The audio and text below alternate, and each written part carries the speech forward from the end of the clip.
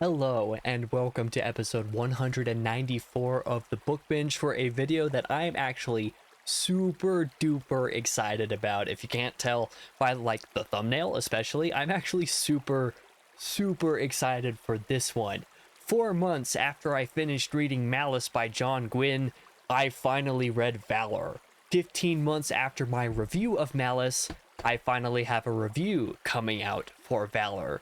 Thank you all. First of all, I do just want to give a quick shout out here. Thank you all to everybody who has watched that Malice review. It's actually one that has been really shooting up in the algorithm quite recently for no reason that I can really discern, except for maybe the fact that John Gwynne's third book in Bloodsworn is coming out right about the time this video comes out, if I'm not mistaken. Thank you all for watching Malice. That video's been shooting up in the algorithm. It's been getting a ton of views. It also has a really huge viewer retention, much longer, much higher average view duration than most videos on my channel normally have, and yet has no dislikes on it, all despite how mixed I was and sort of negative I tended to sound in that review. Like I said, thank you all to everyone who watched that video and for generally being as accepting of my opinion on that as you have been, despite, especially in light of The Faithful and the Fallen being a very popular series on BookTube. Now that I'm covering Valor, I'm actually very excited to say,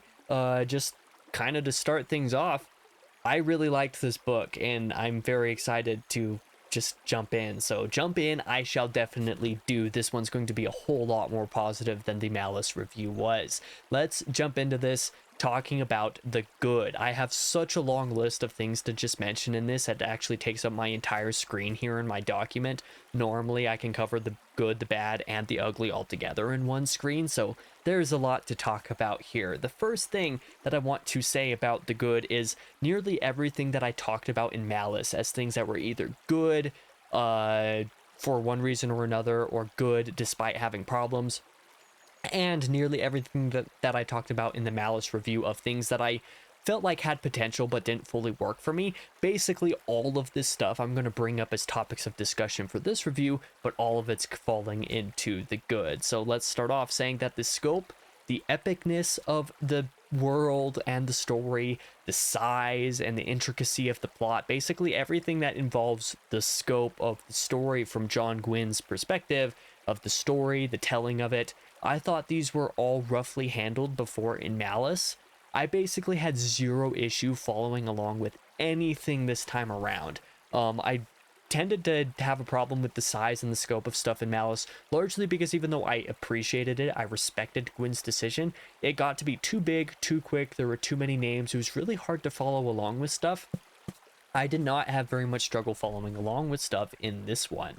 On the topic of battles, this was one of the few things that I said was like good in Malice with basically no detractions involved with it. The skirmishes in Valor are even better than they were in Malice, and the not even just the outright fighting, physical combat, even the political conflict is amazing in Valor. It is super engaging, super good. Political conflict was one of the things that I really liked about Malice as well. One of the few things, again, another one of the other few things that I was like, this is really good. There were some portions of it in accordance with the plot and the different factions of stuff that could get confusing in Malice, but I enjoyed how forward all of the political conflict was. Valor definitely improves all of that for me as well. The characters are something to really praise in this book. In Malice, I felt like a few of them were great, but most of them were forgettable. In this one, basically all of the characters were really great and fully fleshed out in a way that I was just shocked by. The character list at the beginning of the book also did a lot of wonders for me, and we'll circle back to this in just a second because I also want to say that the map and the world utilization in Valor was pretty great. I felt like a lot of the world utilization and settings and stuff in Malice was pretty haphazard and unclear at times. I had very little issues following the characters along their journeys wherever they went in Valor in comparison, so I had like no complaints on that. And then the map at the start of this one also did wonders. There was a map at the beginning of Malice as well, of course, and that was one of the things that I liked about it, was that it helped me to be immersed in the world and feel like I was really following along with the journeys. It was definitely exceptional and helped here But the thing that I want to shout out in accordance with these two things, the characters and the map, the character list at the beginning, the map at the beginning, did such a good wonder for me. Surprisingly enough, I remembered more characters than I thought I did when I was reading through the character list at the beginning of Valor. But despite being 14 months away from the series, 14 months in between reading Malice or finishing Malice and starting Valor, I thought I would have huge problems getting back into this, not just remembering characters, but also remembering plot lines and locations and basically all of the nitty-gritty stuff. I would say that even though I did have to reference the character list and the map a lot through the first like 100 pages of this book because it had been 14 months, and well, 14 months is a lot of time in which to forget some of the details of a story. I'm not going to hold that against the book because it was very obvious I was going to have to do that. I'm glad that they were there because really it only took about 100 pages of me referencing the character list pretty regularly with all the different plot lines to understand who was where, who came from which location, and what was going on in each character's storyline.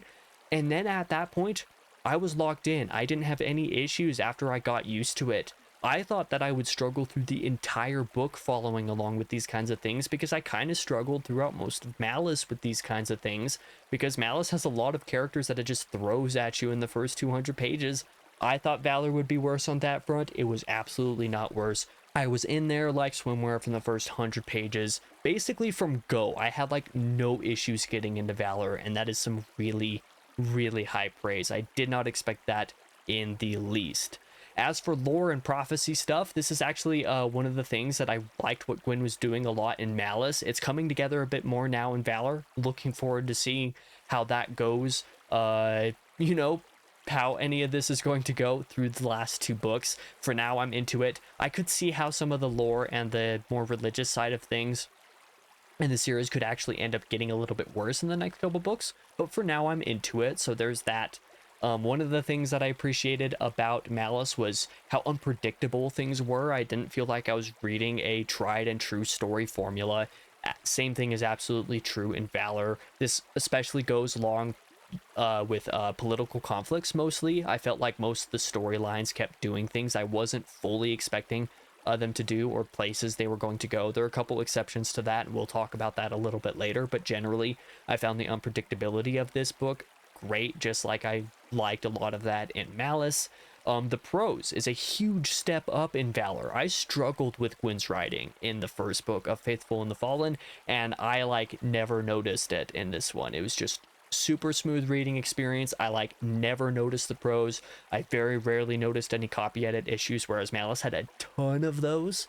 So overall, the general reading experience of this one was a lot smoother, and I enjoyed that a lot more. The sense of time is another thing as well. I felt like this was something that I complained about in Malice because there were like 2 years that apparently pass over the course of Malice as a book, but like I had no idea that it was a full 2 years that passed until Gwynne just straight up said it at one point in the middle of the story. It was just like 2 years since whatever happened, and I was like, wait a minute, there's no way that was 2 years. That was like maybe 1 year maximum. You did not do a very good job making clear the passage of time. Valor does a much better job on this front. I think right around a year passes in this book, and I felt like I got that sense and was following along with the time frame pretty well. Even when it gave me the confirmation it'd been about a year, I was like, yeah, that actually makes perfect sense. So Gwynne did a better job relaying that information in this sequel as well. Overall, like I said, Malice, I felt like he wasn't super clear about the time frame. This one, I felt like I was following along pretty well, so big props for that one. And another thing that I was actually rather surprised to find, I was worried about this. When I read Malice 14 months ago, 15 months ago, you know, something like that, it's been a little over a year. When I first read Malice, I actually struggled with the chapter length in that book. I felt like the constant switching to a different character every single chapter, different POV every single chapter with only like 8 to 10 page chapters didn't really work for Malice because I felt like I didn't have enough time to get immersed in each storyline. That's a lot of why I struggled to remember characters and felt like some were like molding together. There were two POV characters that like I constantly got confused despite really liking one and really not liking the other. They kind of mixed and became the same character at times. Their respective side characters often molded together and felt like the same people to me. So I struggled with Malice when it came to the short chapters, because I was also comparing it a little bit in some regard to like the Wheel of Time, where very often you have slightly longer chapters, but even when you don't, you usually have multiple chapters in a row following the same characters, so you're not really struggling to follow along, because by the time you're switching to a new character, you've been immersed with the first one long enough that it's like, okay, I get what's going on there, let's find out what's going on with these people. Malice, I felt like, jumped around a lot. That was too quickly between characters. Just when I was getting immersed in the story and felt like I understood what was going on with one storyline, I was moved to another and then basically forgot what I had just read. And that became a cycle that just repeated for like the whole first half of the book. Basically, it took the last half before I felt like I was enjoying it. And even then, I still struggled sometimes. Valor has much shorter chapters. Instead of an average chapter length of like 8 or 9 pages or something like that, its average chapter length is like 5 pages. So I thought that that would be a very bad thing, because it still switches POV every chapter. Like I said, I was worried. I had absolutely no need to worry. Ironically, the shorter chapters in Valor compared to Malice were actually really okay for this one. Where I thought they were detrimental to immersion in the first book, in this sequel, it took no time to come around to it. I don't know what exactly Gwynne did to make this change work, but like something about the shift worked. Maybe it's because I was already familiar with the characters and world to a degree enough that just referencing the character list every once in a while kind of made the problem a non-issue. I don't really know, but I know that I had no issue with the short chapters this time around, so we'll see how Ruin goes, because Ruin goes back to having like 9-10 page chapters, and then Wrath after that goes back to having like 4 or 5 page chapters again. So we'll kind of see how the next 2 books go, but I had very little issues with Valor. But even though I say I had very little issues with Valor, let's talk about the bad, however, because there are a couple things that compared to Malice, I'm like a little bit more worried about, we'll say. The first thing is that there's not really as much theorizing going on. A lot of what made Malice compelling, especially from a lore, religion, prophecy standpoint, was being able to go through that and like look through and say, I don't think this is as clear cut as the narrators or these characters think it is, and I think it might be going a completely different direction type of thing. So you're kind of like theorizing, seeing which direction the story and the prophecy stuff might go. In Valor, you get some pretty, really outright, in your face stuff that makes it very obvious what is what in the story now all of a sudden. So there's really not any more theorizing going on, or at least I don't think there's a whole lot of potential theorizing left to be done as far as the prophecy stuff is concerned, which halfway through a series as long as this, with 600 plus page books, all 4 of them being that long, most of them I think 650 pages for the first 2, and then like 750 for the next, and nearly 700 for the fourth. Like that's a long series. For to be like less than halfway through the series, and me to feel like there's not really much ripeness for theorizing is something that I am, like I said, a bit worried about. It's not necessarily something to super complain about, because I've liked the prophecy stuff in the series. I liked how the theorizing went in Malice, but I'm a little bit worried about the prophecy stuff moving forward. Like I said, I could see how some of this stuff could go south in the next couple books, so we'll kind of see. Another thing that I might have actually hinted at a little bit earlier, but forget if I did or not, betrayal is a huge thing in Valor, and at some point the shock value of betrayal actually kind of starts to disappear because it is utilized so often. I really liked all the betrayal stuff, the political conflict stuff I really enjoyed. It's one of my favorite aspects of The Faithful and The Fallen as a whole so far. But over the last couple hundred pages of Valor, it got to a point where there are a couple final betrayals that like either I was able to see happening ahead of time. They were no longer unpredictable stuff. It was like, oh, this character is going to betray this one. This thing is going to happen now. And I can guess that because that's what Gwynne has done with all of the other storylines. And then what I predicted came true. Or in one specific case where even though I didn't see the betrayal coming, it happened at so late a point in the narrative after so many other betrayals that the shock value was just gone. I was like, okay, yeah, no surprise there, whatever type of thing. So largely I found this aspect pretty great, as unpredictable as always most of the time, but there were a couple of them that had me almost rolling my eyes, because it was like, okay, we're kind of overutilizing this at this point, we need to stop now type of thing. And then the other thing that I want to say for the bad is actually like one specific character arc, one specific storyline that I felt like was a little bit rough. Macwin's POV, I would say, it was rough in the back half of the book overall. It started off really great, but then the back half had several scenes that I didn't feel like were fully necessary or got to be a little bit more boring, a little bit more dry, we'll say. The end of his storyline was also great in this book, but there were moments of his storyline specifically that I struggled with, whereas I did not really struggle with basically any of the others, at least to a notable enough degree that I remember which storyline bothered me. I think this is going to be a rather unpopular opinion to some degree, because Macwin's arc is like the one that I see almost everybody else saying is like the best part of the book, and I'm like, really? That's actually kind of my least favorite one. I'm kind of surprised by that. Like I said, the storyline ended great, but I struggled with it for a little bit in the middle of the book, so that's really the only other thing about the bad. As for the ugly, well, if you know, you know. Fideli and Lycos arc, oh boy, there's some content stuff in here. I'm not going to say that the material throughout this little bit was super explicit inherently, but the implication is actually really, really ugly. It is very borderline trigger warning type of stuff. It's not very often that I do content warnings or trigger warnings or whatever, and I don't think it is super severe in this one, but if even the implication of SA or similar stuff like that bothers you, I think you might need to turn away or just not read this book or this series, because there is a couple implications, and they're hardly implications that are actually surprisingly disturbing in this book, despite them not being explicitly on the page. So I found that really surprising, but that is basically the only thing that I would put in the ugly for this book. For the recommendation, this is a pretty easy recommendation for me, where Malice was a very mixed book for me. I was very mixed to positive, but I definitely sounded very mixed to negative on that one. And I basically said for the recommendation of it, like, yeah, I don't know if I recommend this. Like, maybe if I continue reading the series and I can recommend it later on, I can do that. But I don't think that Malice in and of itself was good enough to be like, yeah, I recommend this book. Valor is changing my mind on that, insofar as I think that if you're interested in The Faithful and the Fallen, give it a shot.